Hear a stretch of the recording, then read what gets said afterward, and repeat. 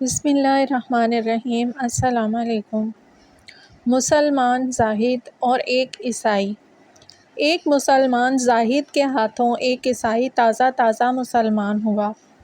ایک رات وہ تازہ مسلمان جب اپنے گھر میں سو رہا تھا، دروازے پر دستک کی آواز آئی۔ وہ متحیر اور پریشان دروازے پر گیا اور پوچھا کہ کون ہے؟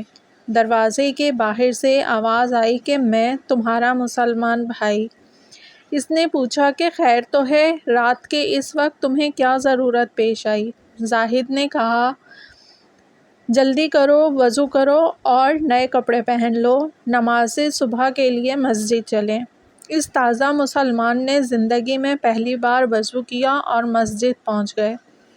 ابھی نماز صبح میں کچھ دیر باقی تھی۔ انہوں نے مل کر نماز شب ادا کی، یہاں تک کہ صبح کی نماز کا وقت ہو گیا۔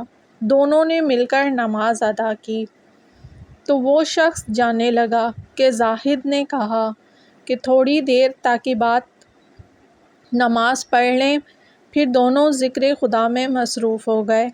سورج نکل آیا تھا، وہ شخص جانے لگا، پھر زاہد نے کہا دن چڑھانے تک قرآن کی تلاوت کر لیں اور ہاں، روزے کی نیت بھی کر لو۔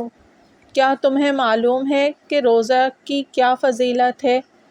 دھیرے دھیرے ظہر کا وقت ہو گیا، وہ شخص جانے لگا تو پھر زاہد نے کہا کہ صبر کرو، ظہر کا وقت ہو گیا ہے، نماز ادا کر کے ہی جائیں گے۔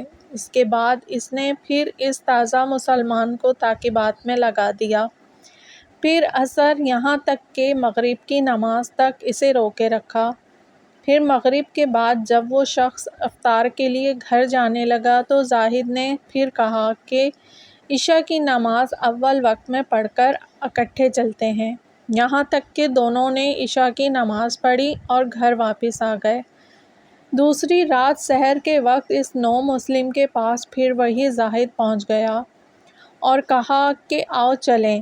اس نے جواب میں اس نو مسلم نے کہا میں نے کل رات سے ہی دین اسلام سے علیحدگی اختیار کر لی تھی، جاؤ اور کوئی مجھ سے زیادہ بیکار آدمی تلاش کرو جس کے پاس نماز و عبادت کے علاوہ کوئی کام نہ ہو۔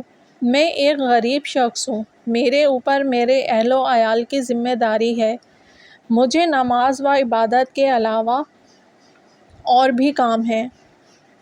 یہ واقعہ امام صادق علیہ السلام نے اپنے دوستوں کو سنایا تھا اور فرمایا کہ تم ہرگز اس قسم کے کام نہ کرنا کہ کہیں ایسا نہ ہو کہ تمہاری غیر معتدل حالت کی وجہ سے لوگ دین سے دور ہو جائیں۔